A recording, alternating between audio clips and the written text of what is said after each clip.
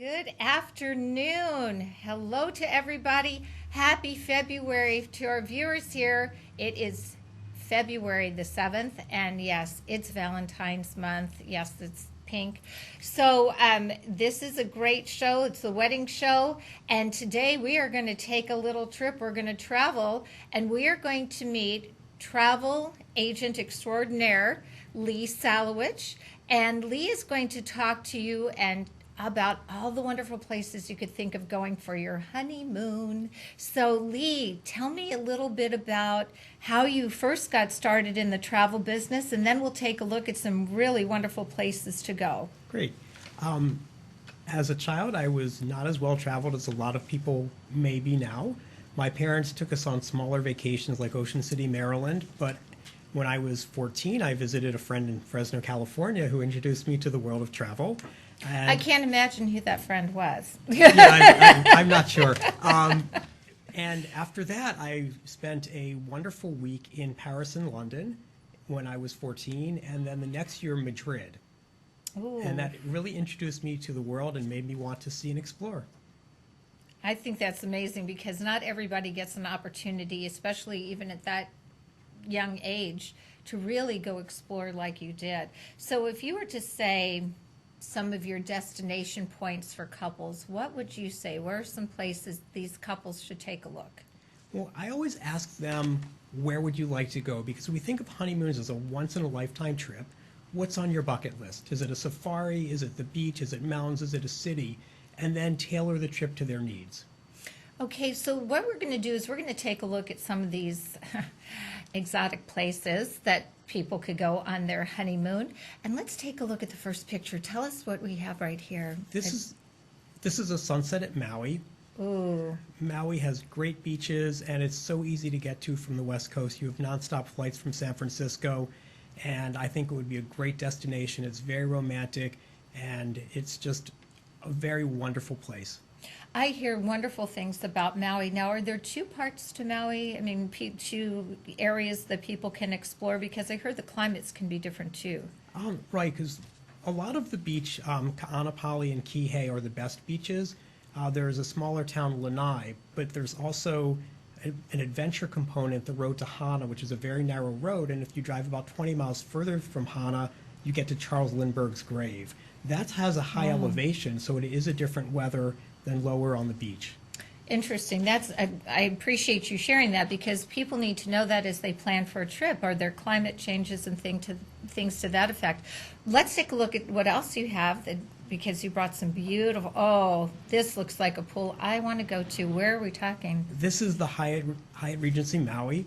It has wonderful wave pool, river pool, great beach, and it has mountain and ocean views. It's paradise. It's wonderful. Well, speaking of paradise, there's another picture that shows like complete paradise.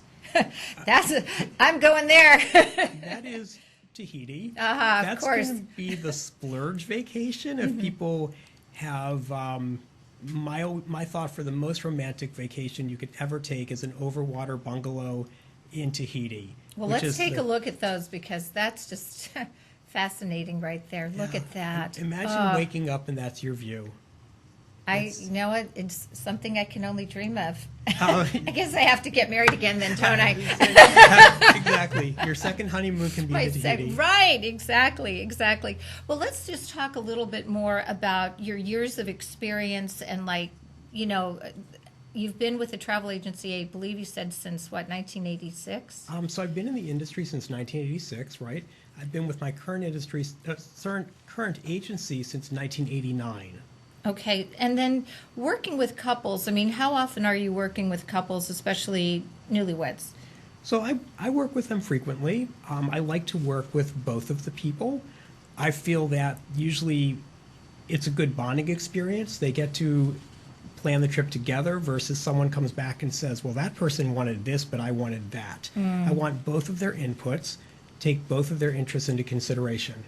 So in a way, it's kind of like a brief counseling session because you need to know what the wants and desires are from both people so you can merge to the best type of plan vacation for them both. Absolutely. How long do you typically see newlyweds going out on a honeymoon? I mean, I know a lot of it deals with budget, so maybe you can address both of those issues as well.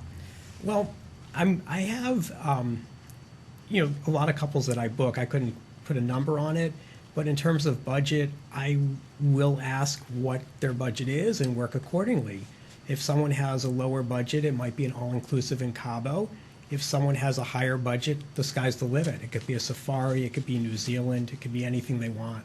So let's talk about all-inclusive, because that's a word, I know it means including a great deal, but can you tell the viewers what it entails specifically when you do one of those vacations? Sure. An all-inclusive is going to have your food, your alcoholic beverages, your non-alcoholic beverages, all of your entertainment. Now, there may be a specialty restaurant like a steakhouse or a sushi bar that has a supplement to it, but it includes most of your restaurants, it includes your beverages, it includes your gratuities. Now, it always helps if you leave a couple dollars to the bartender that maybe you'll get a better pour, maybe you'll get more prompt service, but your gratuities are normally, they are included with an all-inclusive. Well, that's fantastic. When we talk about honeymoons, and we typically talk about these lovely tropical places, sometimes people want a little bit of a cooler climate, and I think we have one coming up here of Alaska, if I'm not mistaken. Correct. We have a joke in the industry that Alaska cruises are for the newlyweds and the nearly deads. Goodness gracious. I'm sorry to say that. I have taken an Alaska cruise. I've also been to Alaska, to Denali, and it's a wonderful destination. It has adventure. You can see wildlife. You have amazing scenery with the glaciers, and this is Glacier Bay, which only 3 cruise lines would access.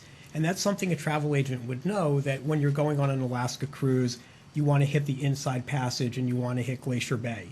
Those are the 2 most important parts. Well, those are important tips. And I think, speaking of tips, what would you tell a couple first, venturing out on this? What are some things they need to know traveling, especially traveling overseas? Because that whole dynamic's changed too. It's really changed post-COVID. Right. And one of the things I tell people is, if you're going on a cruise, let's say, you want to have 2 nights in your port.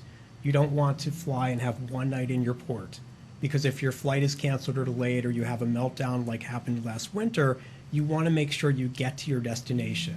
So that's something they may not know.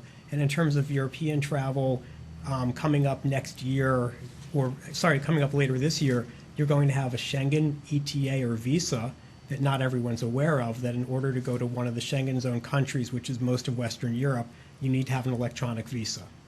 Wow. See, that's something that I would have had no idea, and I think that's really great that you let viewers know. Now, speaking of Europe, you brought some pictures of France. So let's take a look at some of those pictures coming up. Right there's the Eiffel Tower, correct? Correct. Tell us a little bit about Paris. I think Paris is probably the most romantic city in the world. So if you're going on a honeymoon and you want to go to Europe, why not go to the most romantic city? Well, that sounds, and again, we have some more places to, go and things to do, and I'm sure they have extraordinary restaurants there. You've been as well, is that? Several times, and extraordinary restaurants, great culture, and it's amazing to see things like La Tour Eiffel or Arc de Triomphe that you've seen before, that there you're seeing something that has been in pop culture for decades. And to see the Mona Lisa, or just walk along the Seine. Well, Lee, can you tell viewers how they can get in touch with you, please? Because you've given us so much to go off of today, but there might be viewers that have more questions. So can you just tell us where they can reach you? Absolutely. My telephone number is 410-236-4001. My email address is lees@worldtravelserviceic.com, which is a little wonky, but it is on the screen, lees@worldtravelserviceic.com. Well, Lee, it was great having you on the show today, and I know that you're going to be doing some more traveling coming up here, so I wish you all the best, and thank you so much for coming on our show, and we will be right back with you. This is Hope Roski with The Wedding Show.